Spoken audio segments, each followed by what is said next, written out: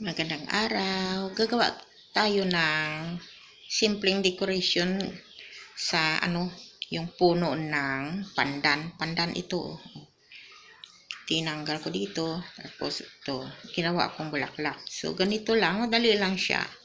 Ganyanin lang natin. Ihati natin dito yung dahon. Saka ipaikot lang ito. Yan. Paikot lang natin. Ikot lang hanggang sa mag-shape na siya ng bulaklak. Ayan. Oh. Ganito lang ang dali lang niyang gagawin. Oh. Ayan. Paikot lang. Ayan, pwede natin itong gagawin para sa pang decoration ng ng stage. Yan siya, oh. Yan. Ganyan na yan. Oh, pwede pa kung pag mahaba pa siya, pa rin natin. Itupi pa rin siya natin. Yan, ganyan lang.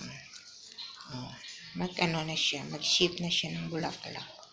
Ganyan, oh, yan. Yan, idahan-dahan natin. Lahat ito pa rin. Oh, yan. Ganyan lang siya. Tapos, pwede natin siyang lagyan ng ibang kulay na bulaklak. Natin dito. Halimbawa, decorate sa stage. Ganon. Thank you very much.